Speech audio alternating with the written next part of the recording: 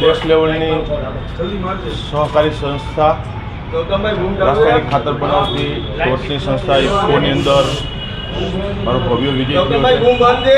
સૌપ્રથમ તો સહકારી ક્ષેત્રના આગેવાનો, આરજીબી મેમ્બર્સ અમારા અને લાખો ખેડૂત સભાસદોના ભરોસા જેવી સહકારી સંસ્થામાં મને સાથ અને સહકાર આપ્યો, સૌ લોકોનો આ તકે ખરા હૃદયપૂર્વક આભાર વ્યક્ત કરું છું। જે વાત હતી મેન્ડેટને લઈને જે વાત ચર્ચાઓ ચાલી રહી છે, શું કહેશો આને લઈને? આ ચૂંટણી એ દેશ લેવલની ચૂંટણી હતી।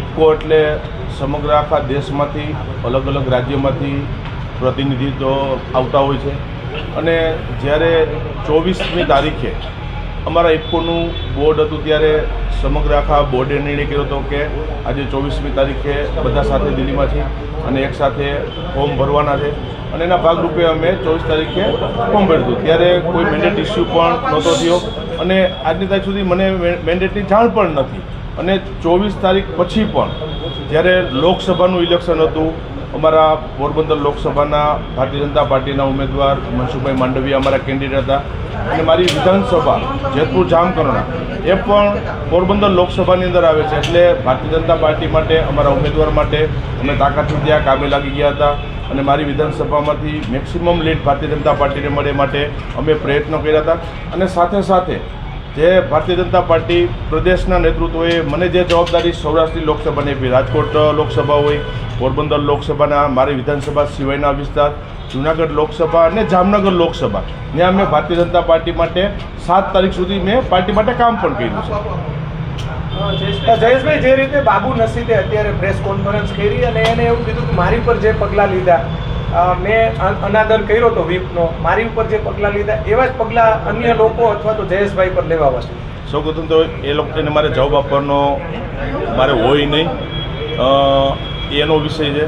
મેં કીધું એમ કે આ ચૂંટણી એ દેશ લેવલની ચૂંટણી હતી, આખા દેશમાંથી પ્રતિનિધિઓ આ ઇફકોની અંદર આવતા હોય છે અને પગલાં લેવાની વાત ત્યારે આવે કે મેં ભારતીય જનતા પાર્ટીની વિરુદ્ધમાં કામ કર્યું હોય, મેં કોઈ કોંગ્રેસને મદદ કરી હોય, પણ કીધું એમ કે છેલ્લે સુધી ભારતીય જનતા પાર્ટીના એક કાર્યકર્તા તરીકે, જવાબદાર ધારાસભ્ય તરીકે પાર્ટી માટે કામ કર્યું છે અને જે મારી લોકસભા, મારી વિધાનસભા સિવાય પાર્ટીએ મને જે લોકસભાની સૌરાષ્ટ્રની અંદર જવાબદારી આપી, મેં કીધું કે જામનગર લોકસભા, રાજકોટ લોકસભા, જૂનાગઢ લોકસભા અને પોરબંદર લોકસભામાં મારા વિસ્તાર સિવાયમાં પણ મેં ભારતીય જનતા પાર્ટી માટે એક કાર્યકર્તા તરીકે ઈમાનદારીથી કામ કર્યું છે। જયેશભાઈ, આમાં જે સગાવાદ પણ ચાલતો હોવાનો આક્ષેપ કરવામાં આવ્યો છે કે ભાઈ સગાવાલા હોય અને આ મતદારો ગુજરાતના મોટા ભાગના હતા, શું કહીશું? કે આ સહકારી ક્ષેત્ર કે જે સહકારી ક્ષેત્ર ઉપર લાખો ખેડૂત સભાસદોનો ભરોસો આ સહકારી ક્ષેત્રના માળખા ઉપર છે। મેં ભૂતકાળમાં પણ અનેક વખત કીધું છે કે રાજકોટ જિલ્લા સહકારી બેંક, રાજકોટ જિલ્લાનું સહકારી માળખું એ 2.5 લાખ ખેડૂત સભાસદોના ભરોસા ઉપર ચાલે છે। 2.5 લાખ ખેડૂત સભાસદો, અમારી સહકારી મંડળીઓ, સરાફી મંડળીઓ, એનો ભરોસો વર્ષોથી આ સહકારી ક્ષેત્રના માળખા ઉપર કાયમી માટે અકબંધ રહ્યો છે અને એના હિત માટે અમે કામ કરીએ છીએ। મેં તો કીધું, હજી પછી કહું છું કે જે મને આક્ષેપ મારી પર કરે છે, અત્યારે જે મારી પાસે જવાબ માંગે છે એને મારે જવાબ દેવાનો ન હોય એની વાત છે, એનો ભૂતકાળ જોઈ લઈએ, મારે એમાં પડવાનું નથી। મારે હર હંમેશા સહકારી ક્ષેત્રમાં ખેડૂતોનું સર્ટિફિકેટ મારે જોઈએ છે અને એ સર્ટિફિકેટ મને ભૂતકાળમાં અનેક વખત રાજકોટ જિલ્લાના સહકારી ક્ષેત્રના માળખામાં ખેડૂતોએ મને આપ્યું છે, અમારી મંડળી હોય તો એને મને આપ્યું છે અને ભરોસો સહકારી ક્ષેત્રના માળખામાં આજે પણ કીધું કે અકબંધ જળવાઈ રહ્યો છે અને ભવિષ્યમાં પણ મારી જવાબદારી છે અને એ પ્રમાણે અમે સહકારી ક્ષેત્રના માળખામાં કામ કરશું કે સહકારી સાથે જોડાયેલા ખેડૂત સભાસદોનું હિત પહેલાં જોવાનું છે। મારે આ લોકોને કીધું કે મારે જવાબ નથી આપવો, ખેડૂતોનું હિત જોઈ છે અને ખેડૂતોનું હિત માટે આનો દિશામાં કામ કર્યું છે અને આજે આ ઇફકોની અંદર કીધું કે રાજ્યની અંદર, ગુજરાત રાજ્યમાં 180 મતદારો હતા, અલગ અલગ જિલ્લાઓમાંથી મતદારોએ ભરોસો મૂક્યો છે, એનું હિત અમારે જોવાનું છે અને એ પ્રમાણે અમે કામગીરી કરી રહ્યા છીએ। જે રીતે દાવપેચ થયા છે, સામાજિક સંસ્થાઓ છે, એને દાવપેચ આ પ્રકારના કર્યા, શું કહેશો આને લઈને? કીધું કે મારે મેં કાયમી માટે પોલિટિક્સ હોય, રાજનીતિ આવતી હોય કે સહકારી ક્ષેત્ર, મારે કાયમી માટે કહું છું કે એમાં સામાજિક સંસ્થાઓએ વચ્ચે કે ન આવવું જોઈએ, કારણ કે હું પણ એક રાજકીય રીતે સહકારી ક્ષેત્રના આગેવાન તરીકે અને અનેક સામાજિક સંસ્થા સાથે હું પણ જોડાયેલો છું. અનેક સામાજિક સંસ્થાઓનું મેં નેતૃત્વ આપ્યું છે. મેં અનેક સામાજિક સંસ્થાઓનું નેતૃત્વ પણ કર્યું છે. સમાજને જરૂર હોય ત્યારે હર હંમેશા મેં સામાજિક સંસ્થાઓનું અનેક જગ્યાએ નેતૃત્વ પણ આપ્યું છે.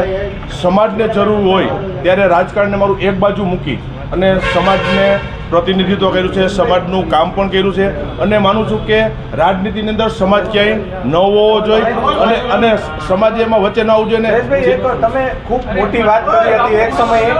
એક સમયે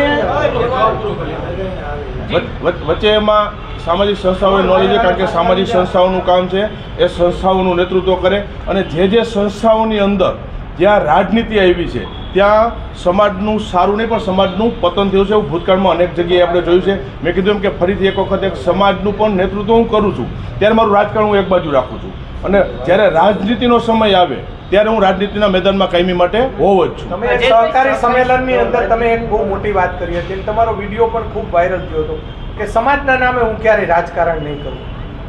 એને લગભગ વર્ષ કે થયું. આ બાબતે ફરી એક વખત આ જ મુદ્દો આવ્યો છે. હું કીધું ફરી પાછું કહું છું કે મેં અગાઉ ભૂતકાળમાં અનેક વખત મેં મારા ભાષણની અંદર કીધું છે રાજનીતિની જગ્યાએ હોય, સામાજિક વાત આવતી હોય ત્યારે સમાજની વાત એક અલગ હોય છે. અને કીધું કે મેં કોઈ રાજનીતિ અને સમાજ બંનેનું નેતૃત્વ કરું ઘણી ઓછી જગ્યાએ મળતું હોય છે. મેં તાકાતથી સમાજનું પણ નેતૃત્વ કર્યું છે. માત્ર નેતૃત્વ નહીં, સમાજને એના પરિણામો પણ આપ્યા છે. આજે સમાજ એનો સાક્ષી છે કે સમાજને મેં પરિણામો આપ્યા છે, માત્ર વાતો નથી કરી. અને એટલા માટે કહું છું કે હું રાજકીય વ્યક્તિ છું. સમાજનો અત્યારે સમાજની સાથે કાયમ માટે ઉભા નેતૃત્વ મજબૂતીના પરિણામ આપ્યા છે અને છેલ્લે રાજનીતિના જીવ છીએ અમે અને રાજનીતિનો સમય આવે ત્યારે રાજકારણમાં અમે હોવાના છીએ. પણ જે સામાજિક સંસ્થાઓ કે જે રાજનીતિની અંદર નથી એને એવા સમયે આમાં રાજનીતિમાં ન આવવું જોઈએ, કારણ કે સમાજનું હિત જોવું જોઈએ અને સમાજનું હિત જોવે તો જ સમાજ સ્વીકારશે એને. બાકી સમાજની સંસ્થાઓની સાથે જો માં રાજનીતિ જાવશો તો ભૂતકાળમાં અનેક લોકોને આગેવાનોએ પણ સમાજે સ્વીકાર્યા નથી અને ભવિષ્યમાં પણ હું માનું છું કે સમાજને સ્વીકારે છે, નહીં તો રાજનીતિની અંદર આવી જવું. જયેશભાઈ, 3 થી 4 દાયકાઓથી વિઠ્ઠલભાઈ અને તમે સહકારી ક્ષેત્રે લોહી રેડ્યું છે.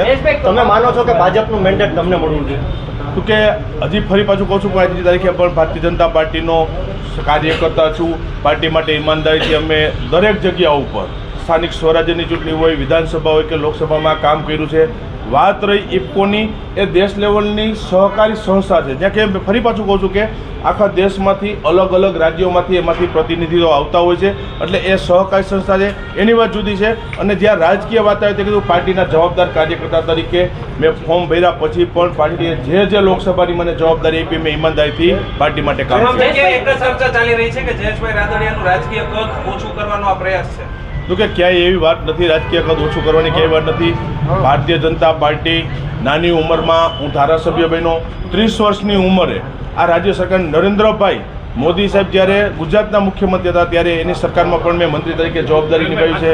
સરકારની અંદર 9 વર્ષ સુધી કેબિનેટ મંત્રી સુધી અલગ અલગ વિભાગો મેં સંભાળ્યા છે. નાની ઉંમરની અંદર ભારતીય જનતા પાર્ટીએ ઘણું મને આપ્યું છે. એટલે એ કાંઈ પ્રશ્ન આવતો નથી. આ વાત છે એ સહકારી ક્ષેત્ર છે ને દેશની ટોટલી લેવાની સહકારી સંસ્થામાં ભાજપ મેન્ડેટ આપે છે તેનાથી તમે સહમત છો કે મેન્ડેટ આપવા જોઈએ સહકારી સંસ્થામાં કે વ્યક્તિગત લડાઈ લડાવવી જોઈએ? કીધું કે સહકારી ક્ષેત્ર માળખું એ આખી અલગ વસ્તુ છે અને સ્વાભાવિક એમાં કે ભારતીય જનતા પાર્ટીનું સહકારી ક્ષેત્રમાં ઇન્વોલ્વ થાય એ માટે મેન્ડેટની પ્રથા હતી અને ભારતીય જનતા પાર્ટીના જ આગળનો કાર્યકર્તાઓ એમાં બેસે. અને આજે હું ઇફકોને જીતો તો હું ભારતીય જનતા પાર્ટીનો જ કાર્યકર્તો. મેં કહ્યું એમાં કોઈ સામેવાળાને કોંગ્રેસની મદદ નથી થઈ.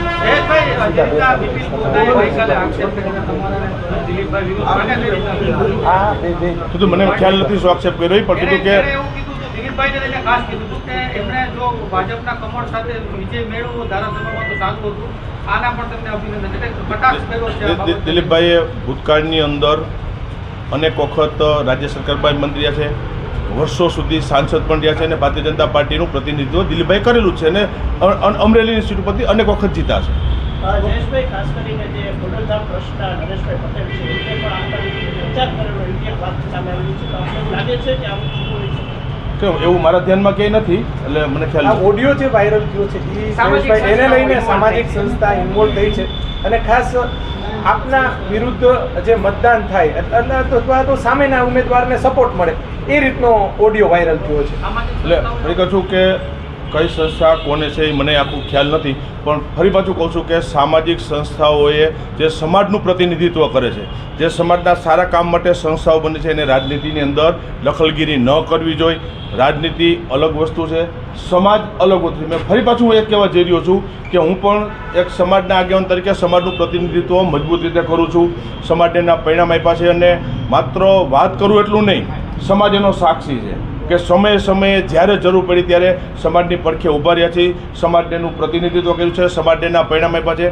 રાજનીતિ એ વસ્તુ અલગ છે, સમાજ વસ્તુ અલગ છે. એટલે હજી ફરી એવું કહું છું કે મને ખ્યાલ નથી કેવો ઓડિયો વાયરલ થયો છે, પણ સમાજના પ્રતિનિધિઓએ, સામાજિક સંસ્થાઓએ રાજનીતિમાં ન આવવું જોઈએ. રાજનીતિ હોય છે અને બહુ એવી ઈચ્છા હોય તો રાજનીતિ અંદર આવી જવું જોઈએ. વોટબેર જીત થયો છે, આ જીતનો શ્રેય તમે કોને આપો છો? તો કે મારા લાખો ખેડૂત સભાસદોનો ભરોસો સહકારી માળખા ઉપર છે. વર્ષોથી અમને સાથ અને સહકાર આપ્યો છે. સહકારી ક્ષેત્રના મારા આગેવાનોએ ભરોસો મૂક્યો છે અને આરજીબી મેમ્બર્સ અમારા કે જે મને મતદાનની અંદર મને સપોર્ટ આપ્યો છે, આ બધો શ્રેય આખો એમને સહકારી ક્ષેત્ર માળખાને છેલ્લે આ ખેડૂતોને એનો યશ આપું છું. જયેશભાઈ, જે રીતે સી.આર. પાટીલ છે તે સહકારી ક્ષેત્રમાં ભાજપ કોંગ્રેસની મિલીભગતનો જે આક્ષેપ કરી રહ્યા છે એટલા માટે મેન્ડેટરી દાવો કરી રહ્યા છે, પણ તમે માનો છો કે સહકારી ક્ષેત્રને જે પ્યોર રાજકારણ એનાથી દૂર રાખવું જોઈએ? કીધું કે હું આજે ઇફકોમાં જીતીને આવ્યો, હું ભારતીય જનતા પાર્ટીનો જ કાર્યકર્તા છું. સામેવાળો કોંગ્રેસનો કોઈ જીતો હોય તો સ્વાભાવિક રીતે કહી શકીએ કે કોઈ કોંગ્રેસને આપણે મદદ કરી હોય. હું પણ ભારતીય જનતા પાર્ટીનો ધારાસભ્ય છું અને કાર્યકર્તા છું, એટલે ઇફકોની અંદર પણ ભાજપની જ જીત થઈ છે. સાંજ સમાચાર ફેસબુક પેજને લાઇક કરો, વિડીયો શેર કરો અને વધુ વિગતવાર સમાચાર માટે sanssamachar.net વિઝિટ કરો.